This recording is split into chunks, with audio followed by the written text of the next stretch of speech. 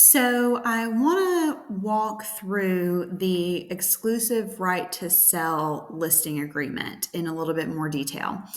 So, this is the form that is going to be one of the most important documents that we'll have during your home sale because it establishes our professional partnership and how I will work on your behalf to get your home sold. So let's go over a key few sections so you know exactly what to expect.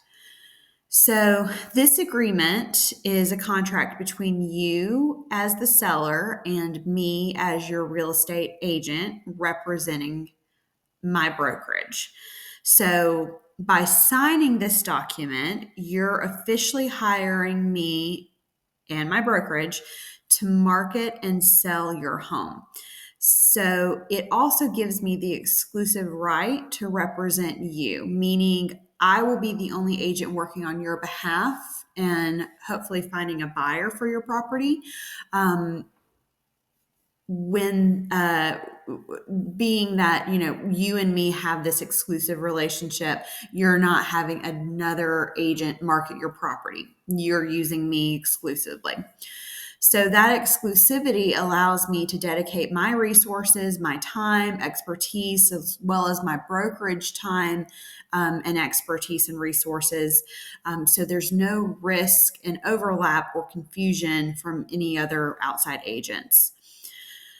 So, one of the most important things that we want to talk about is I'm going to kind of skip through a little bit ahead, but the price, the listing price, that's going to be one of the most important details of this agreement. So, this is going to be the amount that your home will be marketed for on the multiple listing service, also known as the MLS.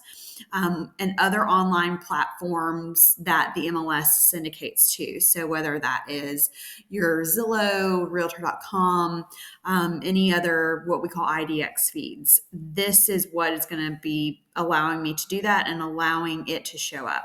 So we'll determine the price together based off of what has sold around you and a detailed market analysis. And then, of course, considering factors in your home, any upgrades that you've made, condition, things like that.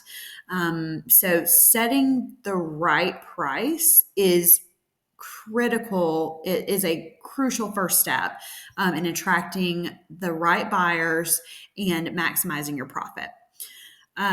The other thing that I want to go through is commission structure. So the agreement outlines the commission rate, which is the fee paid for professional services. And typically, this is a percentage of the final sales price of your home. So not necessarily the list price, it is the of what your home actually sells for, that percentage. This commission is then divided between the buyer's agent and myself, and it ensures that both parties are motivated to work together for a successful transaction. It's also important to remember that the fee is only paid if your home is sold. So there's no upfront cost to you. That commission is only paid when we sell. So and it's paid at closing out of your net proceeds. So we'll discuss that specific percentage a little bit later on when we meet. So let me see what else. The other thing I want to talk about is the duration of our agreement.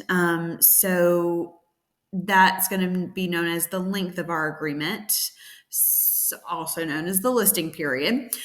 So we might agree that since I'll have exclusive rights to sell your property, that we'll want to do it for about 6 months.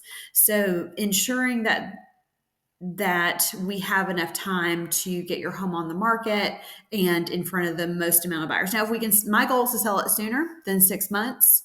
I want to sell it sooner than that, but based off of market conditions, sometimes it might take a little bit longer. And that's where I think a good, healthy listing period is 6 months. So during this time period, this listing period, I'll be actively marketing your home, handling all inquiries that come through, showings, negotiating on your behalf. And if we need more time to sell your home, I hope that's not the case. But if for any reason we need more time than what we've agreed to for the listing period, we can always extend that agreement with your consent. So just keep that in mind. The other thing I want to talk about is marketing and advertising. So, part of my responsibility and my key responsibility is marketing your home effectively to attract the right buyers. So, this section of the agreement details what strategies I'll use, which that's going to include listing your property in the MLS, professional photography, online marketing through Zillow, Realtor.com, social media, hosting open houses, giving private showings.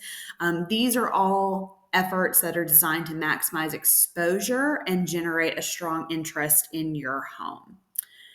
And then, of course, there's going to be your responsibilities of this agreement. So, as the seller, as the owner, it is important for you to provide access to the property. So, allowing showings and inspections to take place at agreed upon times within reason, of course. You know, if you need a 24-hour notice, let me know. If you say, no, I think I could do about a 2-hour notice, let me know, because showings don't always happen. Sometimes they happen a little last minute. So if you need to have that lead time before a showing, that is where it's important to let me know that. Maintaining the property, of course, we want to make sure that you're keeping your home in good condition, make sure that we are giving a good impression to the buyers that are coming through. Accurate information. So we want to make sure that we're providing honest and accurate information about your home's condition, upgrades, and disclose anything that's required by law. And by fulfilling these responsibilities, you will also help ensure that it's a smooth and successful transaction. So that is all outlined through here. We also have a protection clause in here. So the protection clause ensures that if a buyer was introduced to your property during the listing period, that and very shortly after they come to you and they purchase the property after our agreement has expired, I'm still entitled to that commission. So this prevents any kind of situation where a buyer delays making an offer until the agreement ends to avoid having to pay any commission. So that is what that protection clause is. Typically, we will put in about a 90-day protection for us as the agent.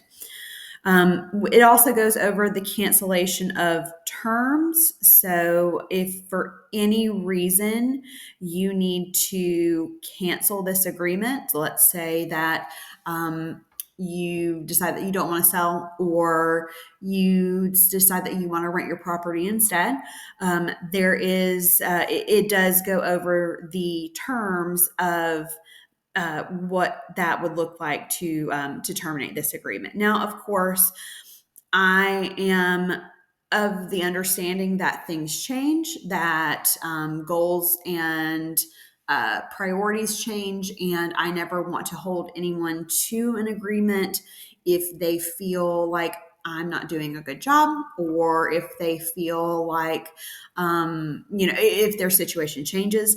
So please, by all means, if you need to terminate the listing, let me know, and we will walk away as friends. I would rather us, I would much rather keep a friend than have someone reluctantly be tied to an agreement. I don't like being tied to something if I don't want to be in it, so I completely understand. I want to go back to this first section up here where we talk about disclosed dual agency and designated agency. So In the South Carolina Disclosure of Real Estate Brokerage Relationships form that you will sign, it goes into great detail about what these types of relationships are. So in the event that there is dual agency where I'm representing both a buyer and a seller in this transaction, or designated agency where my brokerage is representing both the buyer and the seller in this transaction, this is where you are going to be given that written consent as to if you are letting me or permitting me to act as a dual agent for you or you for you as the seller. If the buyer comes through, then they will also have a written consent, but this is what that is. Again, not something I like to do necessarily. It's always really hard to play both sides of a deal, and it's so I have to be very, very neutral. But in the event that it happens, this is part of that agreement. And then, of course, there is a lot of terms in here that talks about the legal compliance and disclosures, and if there's any kind of everything that you need to know when it comes to material defects, disclosures, transparency, legal compliance, things like that. So hopefully, also lock boxes. That is something that I want to mention here.